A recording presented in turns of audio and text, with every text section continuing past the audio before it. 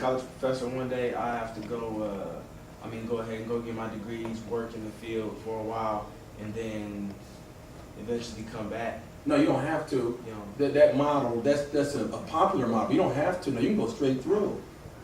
so you You can just stay in graduate school. get my doctorate and then go back and teach. Like, Yeah, you can go to undergrad, and you don't even have to get the MBA. You can just go to undergraduate and apply straight to a PhD program. I mean, we have a couple people in our department right now, that's the model they chose. All right, and we have a doctoral student right now. She's 25 years old. She came right out of undergrad, and she was extremely focused, knew exactly what she wanted to do. She wanted to be a college professor, and here she is. And she's in her second year in the program right now, 25 years old. Now, she'll be very extremely young coming out with a PhD at 27 years old. But when you're talented and you're dynamic, right, it doesn't matter, really. You said you get your JD and MBA at the same time? How long does that take? It takes 4 years full time. So if you were to do them separately, with 3 years for the Juris Doctorate, 2 years for the MBA, but what happens is that you'll do 1 whole year in law, 1 whole year in business, or you can even switch it, start in business 1 whole year, law second 1 whole year, and the last 2 years you take classes in both programs. And what happens is that part of your business curriculum counts towards your law degree, and part of your law curriculum counts towards your business degree, which is why you're able to do it in 4 years instead of 5. You have to go full-time to do that too? You have to be a full-time student to do that? I mean, I suppose you could mix it up, but it would only drag it out a lot longer. Yeah. I mean, the whole benefit is to be able to do it economically and as quickly as possible. Another thing that I've noticed about people who start in law and apply to the MBA program, I think the business school is less stringent about work experience when people are coming from a law program than they are if they're, in other words, if they're just out of undergrad and applying to the MBA program. So you may have someone who didn't work at all before they went to law school, went directly into law school, did 1 year law school, then applied to the business school, and then I think it helps them more so than if they just applied to the business school otherwise. And you get it right. That's right, because in the MBA program, the graduate degree in business, the average work experience is 4.5 years. Now there's about 10% of the class, so we bring in about 150 a year in the MBA program. That's at the graduate level. So about 150 a year. It's about 10 or 15 of those students are right out of undergraduate, high achieving, off the chart SAT scores, GMAT scores, graduate management admissions tech. Very capable undergraduate students who come straight into and generally come right out of Fisher or they come right out of some accredited business school. All right, maybe at Purdue, Indiana, Michigan, or something, come right to Ohio State. Now, but the exception is the JD MBA students, because the college looks for diversity.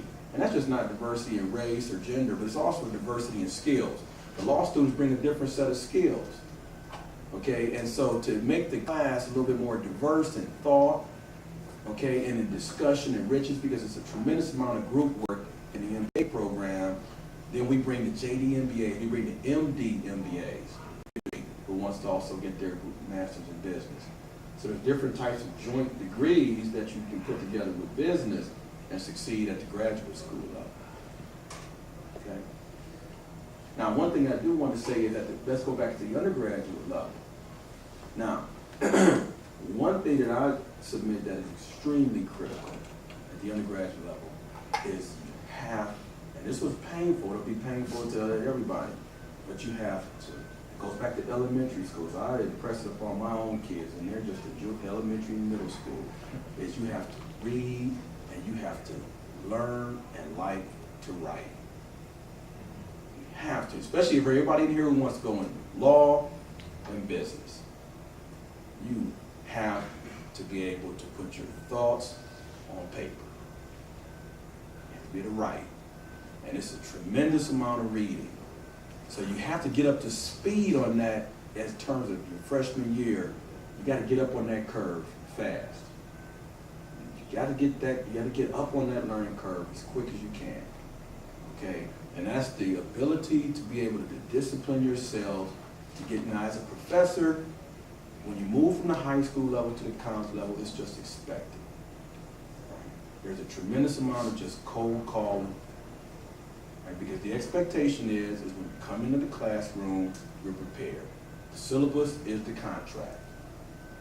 It's the contract. When I post the syllabus, that's what the expectations are. And in the College of Business, even for the undergraduate, there's a certain percentage of the course grade that is class participation. So if I call on you and you're not prepared, get docked. That's a fact.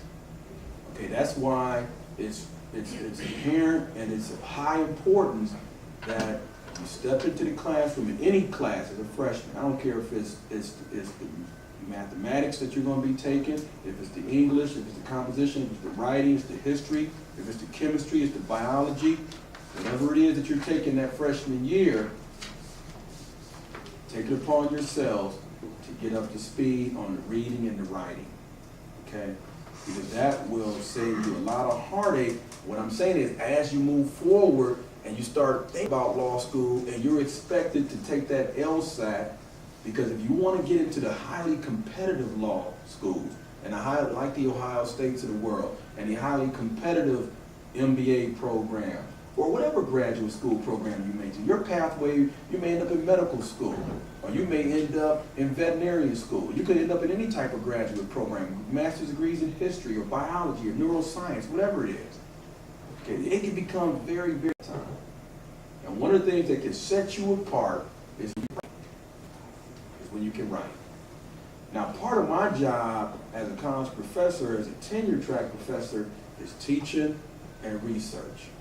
And at Ohio State University, this is a research institution, right?